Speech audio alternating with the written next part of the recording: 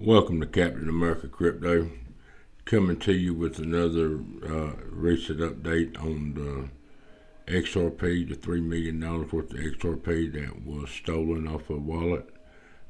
Bringing another video on that. If you enjoy the content, subscribe to the channel, but the main focus of this is getting this video out, shared if possible, and let's get to this. Let's go.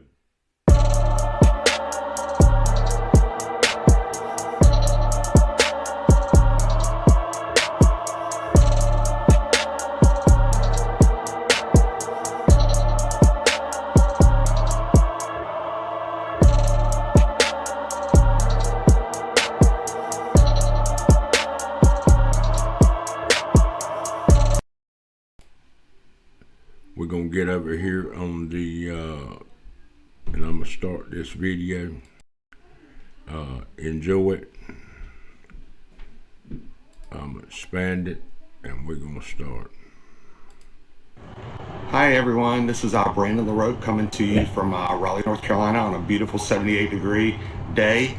State Fair's in town. It's October 18th. First of all, I want to thank everyone for sharing, and subscribing and commenting. It really helps. I mean, we've grown this channel from 2 people like a day or 2 ago to over 3,000. If you wouldn't mind sharing it, I'd really appreciate it. If you could share it in any groups you have, that helps a lot. I'm trying to get it to some larger creators because that really gets the word out to help some people. I heard that Economic Ninja shared it, talked about it today. I love that guy. I subscribe to him. So I really appreciate that, Economic Ninja, if you're watching.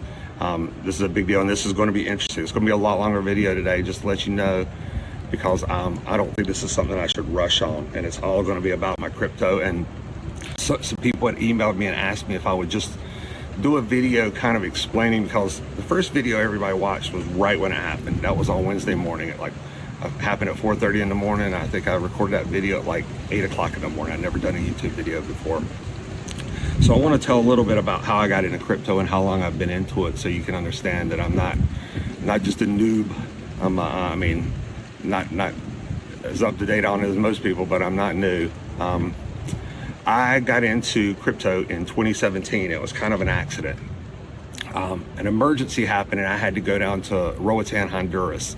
I'm going to tell that story in a couple of weeks or about a month. It's a crazy story, almost as crazy as this one. But I had gone down there, and there was a guy we met who was helping my wife and I, and he owned a resort. And we were sitting here talking to him about our situation.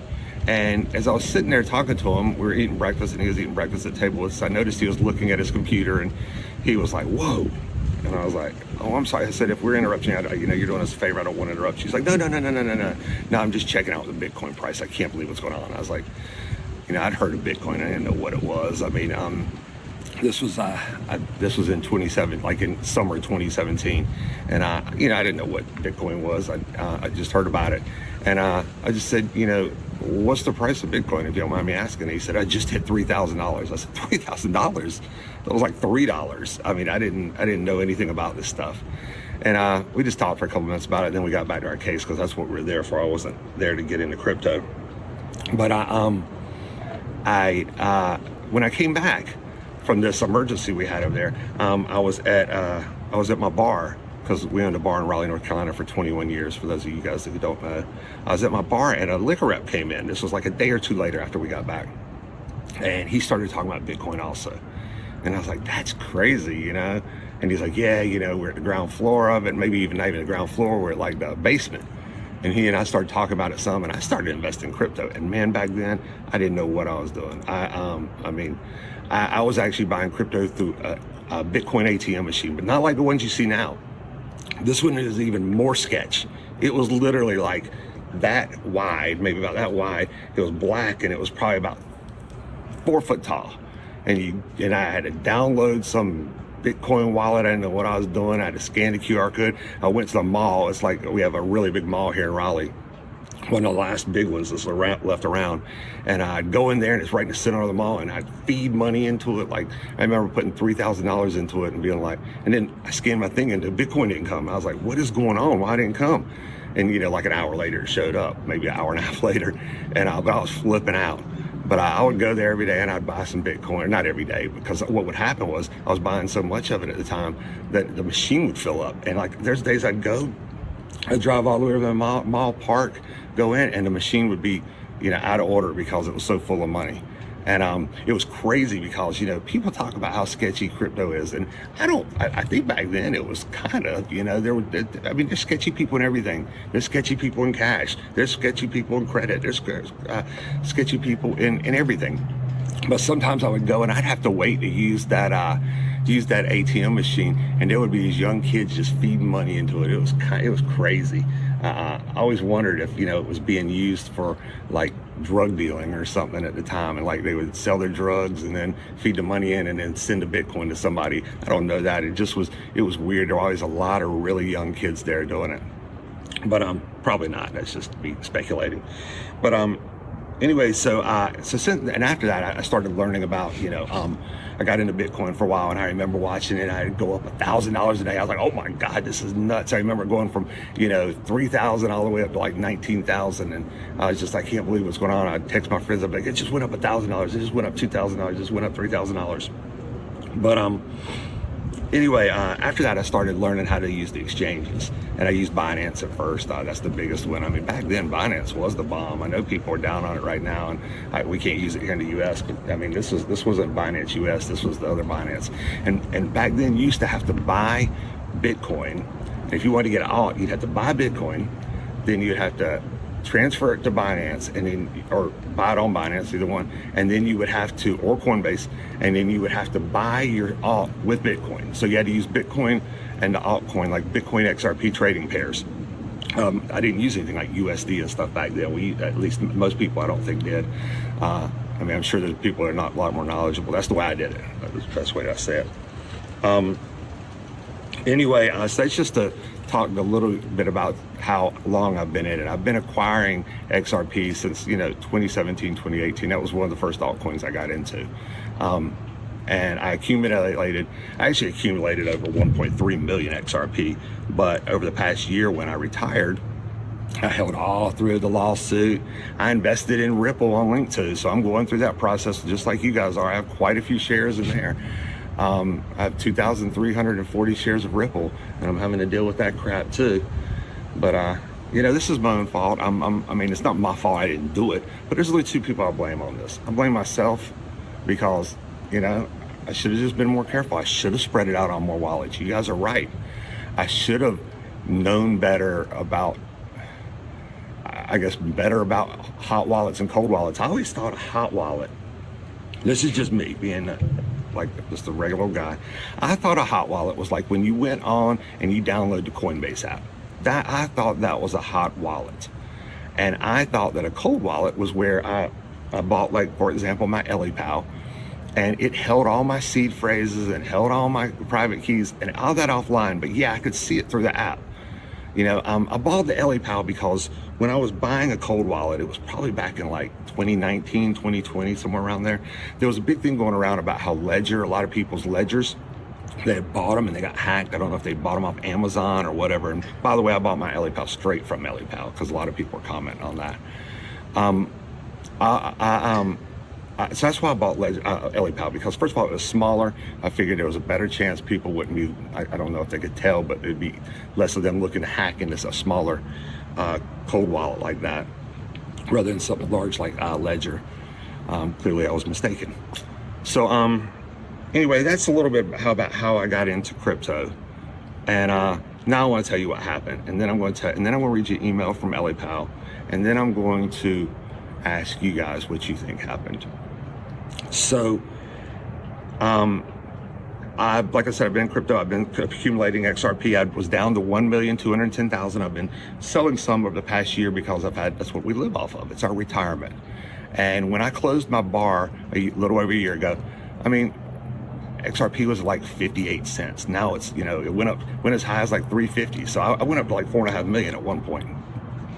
The day it was stolen, it was $3 million worth. This past Wednesday, I don't open my LEPAL wallet. I mean my LEPAL wallet every day. I have it on my phone and I have it on my iPad. I don't open it every day, and I opened it the Wednesday morning around 4:30 a.m. and I noticed all my XRP was gone. Of course, I thought it was a glitch because I've seen glitches before, and of course, for that initial panic, you're like, oh, never mind, it's there. I could see it on the XRP scan. I could see that it's there, so I'm not worried about it. So I went over to XRP scan, and I was like, holy crap, it's gone. This was this past Wednesday, which was I think it was the 15th. I can't quite remember. My days are blurred nowadays. But somebody had stolen it on Sunday morning, the 12th, and they sent out 10 XRP, which is usually like a test send to make sure it goes out. And then 2 minutes later, they sent out another 1,209,990 XRP. So basically 1,210,000 XRP, the max they could send. And they sent it out to a new address.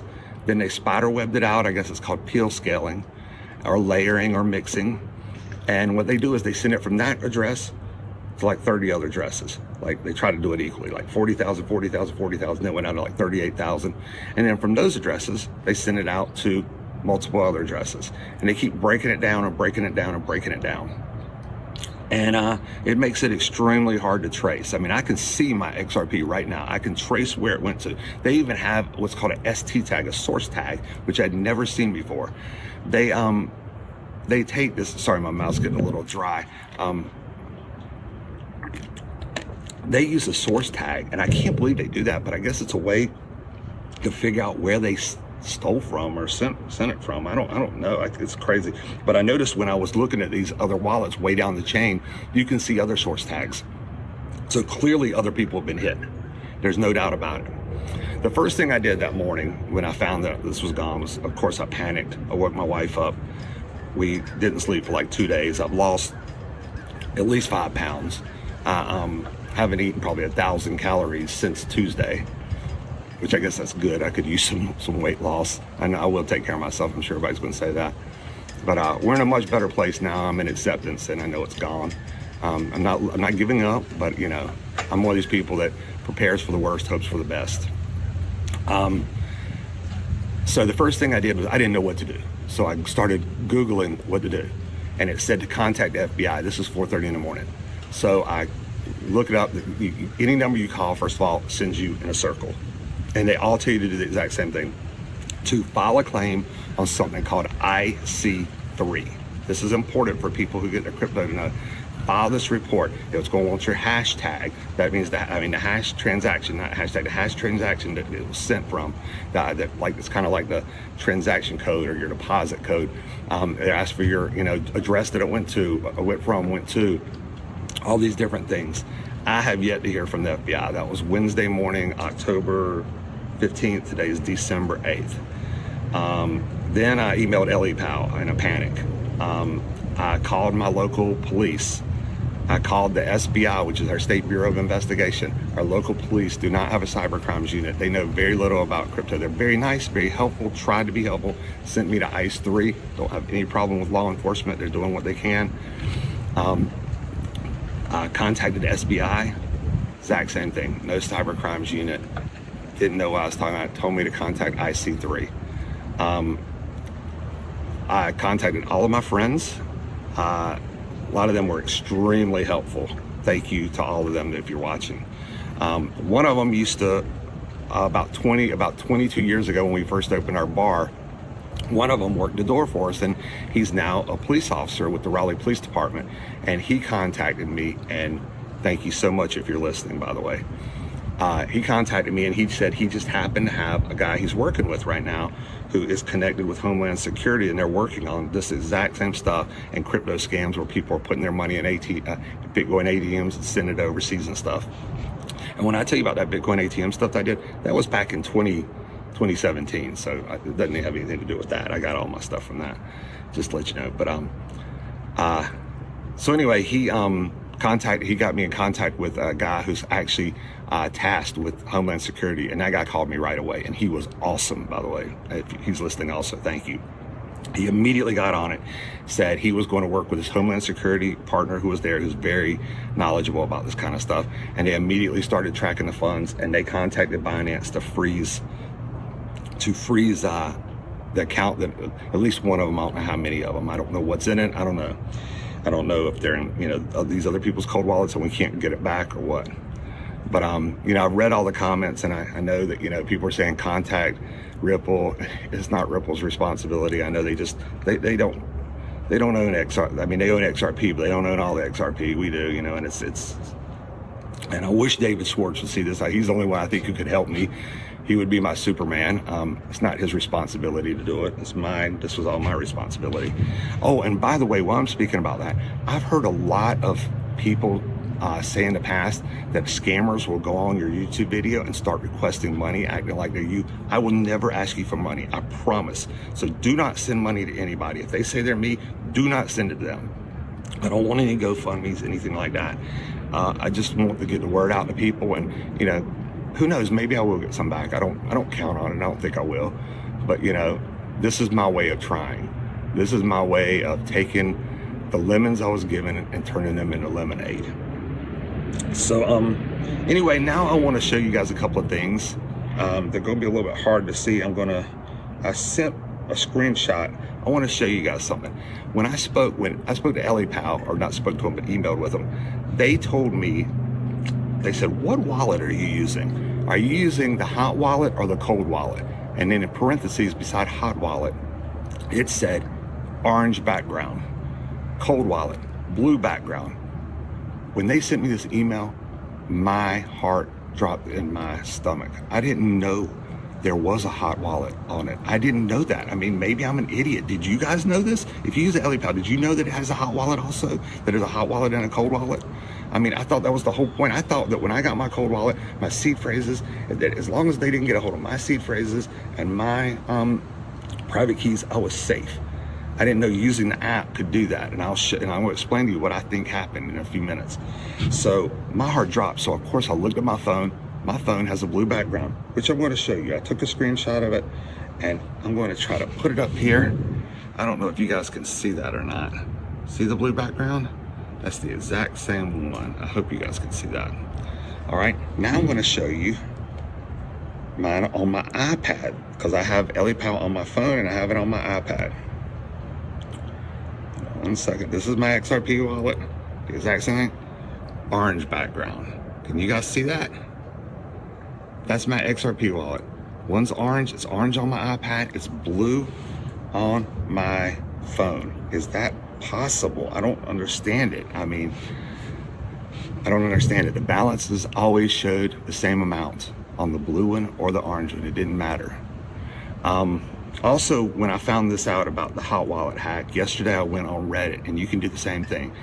I went on Reddit and I Googled LAPAL hot wallet hack, and I saw that on September 1st of this year, 3 other people had the exact same thing happen. I don't know if it was because of hot wallet or not, but they all 3, one of them said he had 10 Bitcoin stolen. The other one said he had 15. The other one said he had 35, all stolen off LAPAL wallets. I'm not blaming LAPAL. I'm just saying that there's some serious confusion here, because I didn't know this was possible. So now let me read to you. I just want to read to you part of this email that LAPAL sent. I'm going to skip the first part because it's just them saying, listen, we're trying to get in touch with you with your email. I want you to know this is our real email from us. This is our account, because I guess they think I'm worried that it's going to be a scam. So I'm going to read the second part of it. It says, and after this, I want you to tell me in the comments what you think. Based on your back-end records, it appears you have been using a hot wallet. Do you remember how your transactions were signed in? If you only needed to enter your password in the app without using your Titan device to scan a QR code, that means you are using a hot wallet. I did. I used the password. I used the password to transactions. It is important to understand the terms like hot wallet and cold wallet are conceptual. The blockchain itself does not distinguish between them. A cold wallet means your seed phrases and private keys remain completely offline, and this is the core value of using the LAPAL. That's exactly what I thought too. This next part is what is tripping me out, and it may trip you out, especially if you have an LEPAL. However, if the same seed phrase is ever entered into the app on your mobile phone, that phrase and the resulting private keys are then stored on an online device. Let me reread that to you. However, if the same seed phrase is ever entered into the app on your mobile phone or iPad, that phrase and the resulting private keys are then stored on an online device. Well, I thought that's how it was connected. I thought, I'm sure when I put in my LEPAL app on my iPad, I used the seed phrase. I don't remember doing it. It was years ago, but I'm sure I did.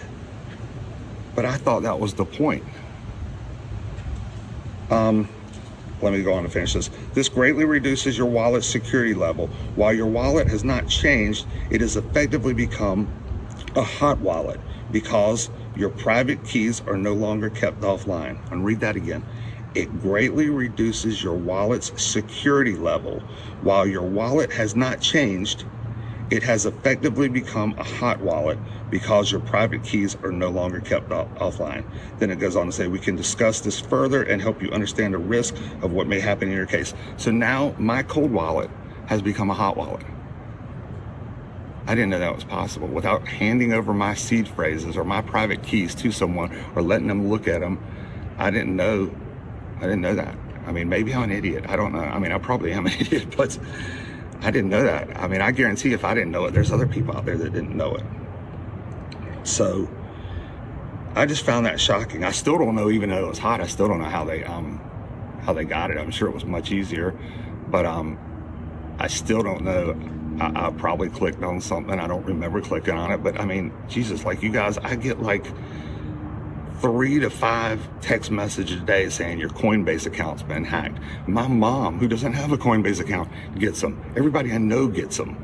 I mean, I usually just slide them to the side, hit delete, reports as spam. But, you know, who knows?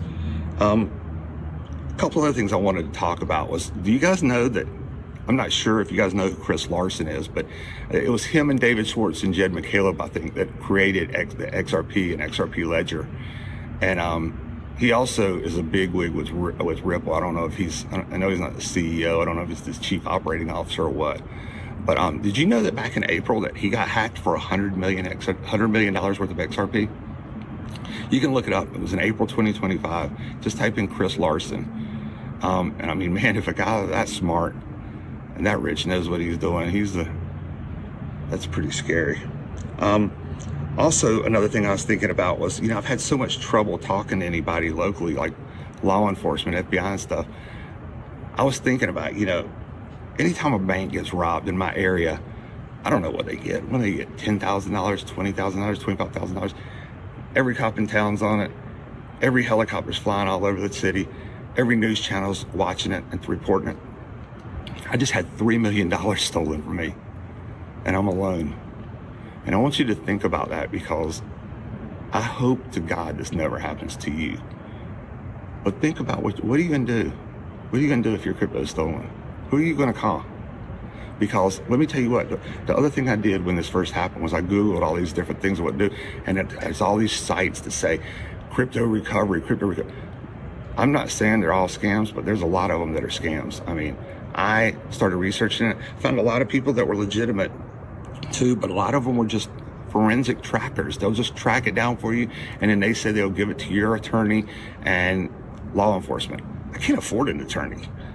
I can't afford to go to court over this. I mean, I can't afford to fight something that I think is a 99% chance I'm not getting back. I mean, I've got to cut my losses. I mean, I hope law enforcement is going to save me, or I hope this could get to somebody like David Schwartz and they could help me. But just think about, what are you going to do? I mean, you know, a lot of people are saying spread it out amongst wallets. I should have. You're right. I should have spread it out amongst wallets. I mean, at least I wouldn't have got hit all at once. But who knows? Maybe I would have, because maybe I would have had all the wallets on the same phone that got hacked and they drained them all at the same time. These are just things people need to think about, because This is why we need custody. This is why we need institutional custody. You know, I watch DAI and Digital Perspectives a lot, and they've been talking all about Caleb and Brown, Caleb and Brown, Caleb and Brown. That's why I want to get it to them, because this is a great advertisement for Caleb and Brown. I don't know anything about Caleb and Brown, but Jesus, I am the prime example. I am the poster child for why you should use somebody like Caleb and Brown. But I don't know. I don't know anything about Caleb and Brown. I'm not sponsored. I'm not telling you anything you don't know. I just this is stuff I just need to get out there. This is my therapy session, doing YouTube videos.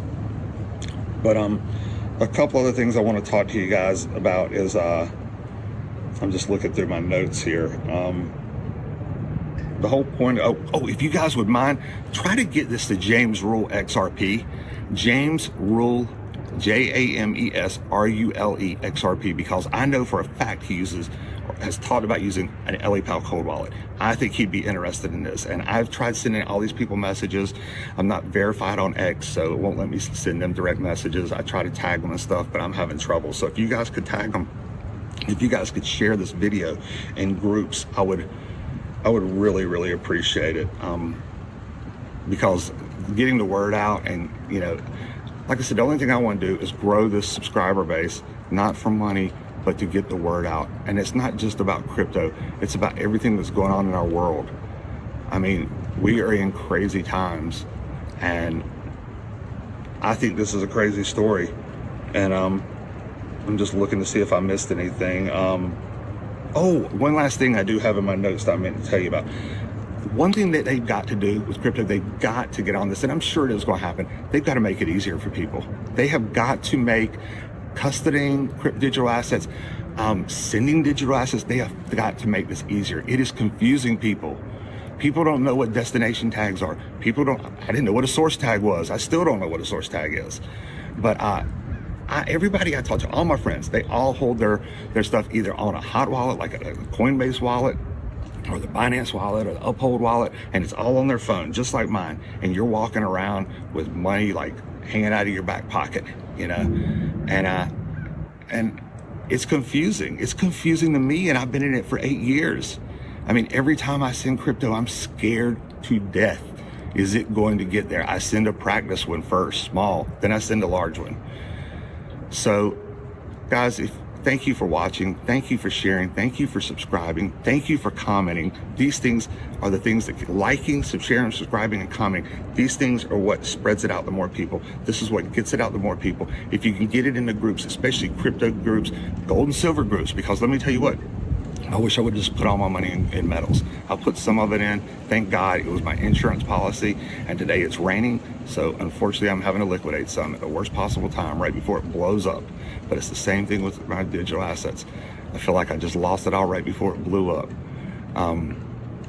So guys, thanks again for watching, sharing, and subscribing, and please share it in your groups, and please just tell anybody you know, because I guarantee everyone out there who's watching this video who's held crypto has had the exact same fear I'm having right now, because I'm getting emails about it. I know it. I'm getting the text messages. By the way, I put my email address in there if you have any questions, and I'm trying to respond to everybody.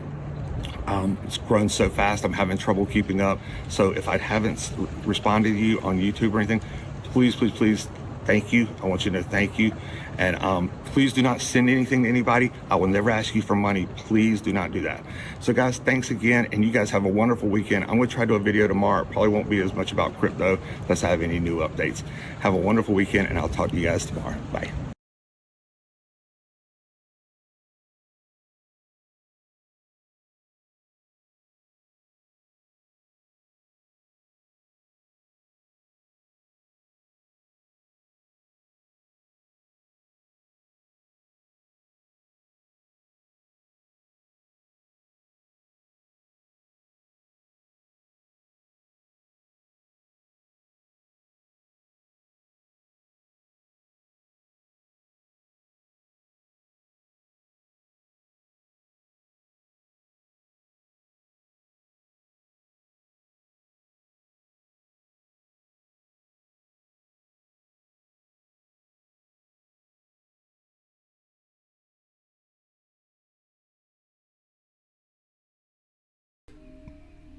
So that's the end of the video, coming to you.